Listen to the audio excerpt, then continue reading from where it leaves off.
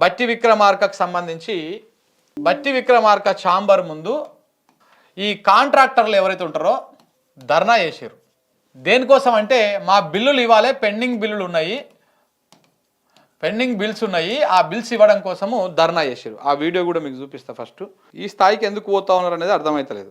అంటే ఏ అవినీతి జరగకుండా, ఏ కరప్షన్ లేకుండా ఈ 20% కమిషన్లు అంట, ఈ 20% కమిషన్ లేకుండా ఎందుకు వీళ్ళు పోయి ఆడుకోయి ధర్నా చేసిర్రు, ఎందుకు చేసిర్రు, అసలు ఇది చేపించింది ఎవరు, దీని వెనకాల ఉన్నది ఎవరు? ఇగో చూడండి.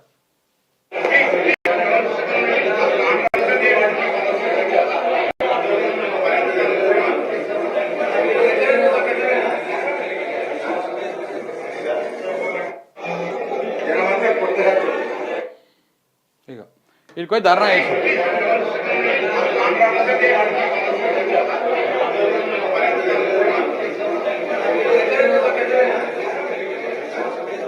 ఇట్లా ధర్నా చేసిరు, పోయి బట్టి విక్రమార్క ఛాంబర్ ముందు ధర్నా చేసిరు.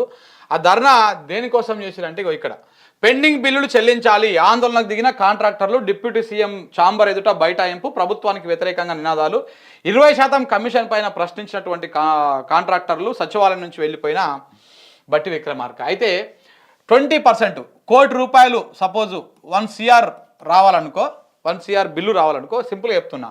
దీంట్లో 20% అంటే ఎంత? 20 లక్షల రూపాయలు సమర్పించుకోవాలి. ఎవరికి సమర్పించుకోవాలి? మరి బట్టి గారికి సమర్పించుకోవాలన్నా, ముఖ్యమంత్రి గారికి సమర్పించుకోవాలన్నా, ఎవరు సమర్పించుకో తెలియదు, కానీ 20% కమిషన్ అడుగుతా ఉన్నారంట. అదే 100 కోట్లు అనుకో, ఇందులో 20% అంటే ఎంత అవుతుంది? 20 కోట్లు. ఇదే 1000 కోట్లు అనుకో బిల్లులు, ఇదే 20% అంటే 200 కోట్లు. ఇట్లా 20% కమిషన్ నడుస్తూ ఉన్నదంట. ఇది ఒక కాంట్రాక్టర్ల విషయంలోనే కాదు, ప్రభుత్వ ఉద్యోగులు రిటైర్ అయిన తర్వాత వాళ్ళ బెనిఫిట్స్ ఉంటాయి కదా, వాళ్ళ బిల్లులు రిలీజ్ చేస్తేందుకు కూడా కమిషన్లు అడుగుతున్నారంట. ఇక ఏకంగా ఇది తట్టుకోలేక కొంతమంది కోర్టుకే పోయారు ఈ అంశం మీద. కోర్టుకే పోయి ఇప్పుడు వాళ్ళు కేసు కూడా హైకోర్టులో వేస్తున్నట్టుగా కనపడతా ఉన్నది, అది తెలుస్తూ ఉన్నది. సో అది కూడా నడుస్తుంది. అయితే నిన్న కాంట్రాక్టర్లు ఈ పర్సంటేజ్ తట్టుకోలేక, దానికి తోడు బిల్లులు కూడా ఇన్ టైంలో ఇయ్యక, ఇక చివరికి పోయి ఆడిపోయి బట్టి విక్రమార్క ఛాంబర్ ముందుకు పోయి ధర్నా చేశారు. ఈ ధర్నాతోటి ఒక రాష్ట్రంలో ఒక అలజడి స్టార్ట్ అయింది. దేనికోసం ధర్నా చేశారు? ఈ 20% కమిషన్ అడుగుతున్నారని, మా బిల్లులు సమయానికి ఇస్తలేరు అని చెప్పేసి. దాంతో బట్టి విక్రమార్క గారు, ఛాంబర్లో ఉన్నటువంటి బట్టి విక్రమార్క గారు ఆయన వెళ్ళిపోయినంట.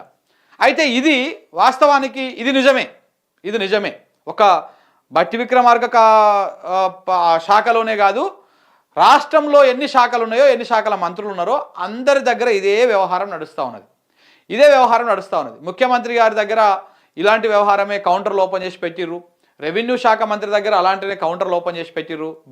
నీటిపారుదల శాఖ మంత్రి దగ్గర అట్లనే కౌంటర్లు ఓపెన్ చేసి పెట్టిర్రు. సివిల్ సప్లై, ఇట్లా ఏ శాఖలో ఆయా శాఖలో కౌంటర్లు ఓపెన్ చేసి సంచులు మూటలు అందించుకునేటువంటి కార్యక్రమాలు చేస్తూనే ఉన్నారు. ఇది జరుగుతున్నటువంటి వ్యవహారం. మరి బట్టి మీదనే ఎందుకు ఇంత ఫోకస్ పెట్టిర్రు అనేది ఇక్కడ చర్చ.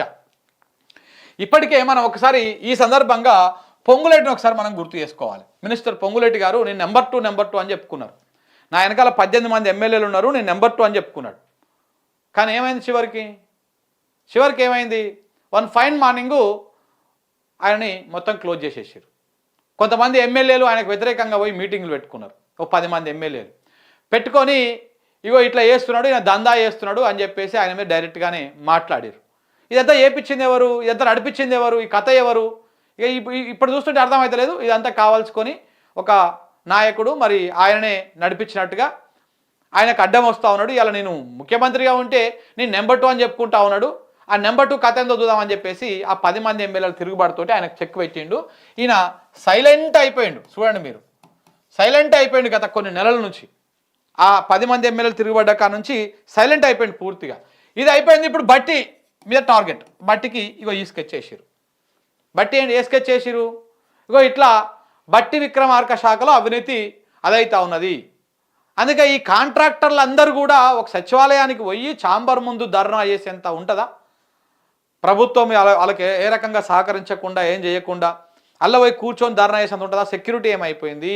ఇంటెలిజెన్స్ విభాగం ఏమైపోయింది? ఇవన్నీ ఏమైపోయినాయి? ముఖ్యమంత్రి గారికి తెలియదా? ముఖ్యమంత్రి గారి దగ్గరనే హోంశాఖ ఉన్నది కదా, ఆయన తెలియదా? డిప్యూటీ ముఖ్యమంత్రి ఛాంబర్ ముందుకు పోయి ధర్నా చేస్తున్నారు అంటే ఇవన్నీ ఏవి తెలియకుండానే జరుగుతూ ఉందా? చాలా పెద్ద వ్యవహారం ఇది. ఇది ఇప్పుడు బట్టికి చెక్ పెట్టడం కోసం, ఇప్పుడు ఎట్లయితే పొంగులేటిని సైలెంట్ చేసిర్రో వ్యూహం పన్ని, అలాగనే బట్టిని బ్లేమ్ చేయడం కోసం ఒక కార్యక్రమం చేస్తున్నారు. అలా అందులో అంత మాత్రం ఇది అబద్ధం అని కాదు. కమిషన్లు నిజమే, పర్సంటేజీలు నిజమే, ఇవన్నీ నిజమే, వస్తూనే ఉన్నాయి ఆరోపణలు. కానీ వీళ్ళు పోయి డైరెక్ట్గా బట్టి చాంబర్ ముందు ధర్నా చేయడమే ఇది ఒక వ్యూహం అనమాట. ఇది నాయకుడు ఆడిస్తున్నటువంటి నాటకం. ఈ నాటకం లోపల ఈ బట్టి గారు ఇప్పుడు బలి కాబోతా ఉన్నారు. ఇది జరుగుతున్నటువంటి వ్యవహారము. బట్టిని బలి చేయడానికి, బట్టిని అజ్జేయడానికి మాత్రమే నడుస్తున్నటువంటి కథ.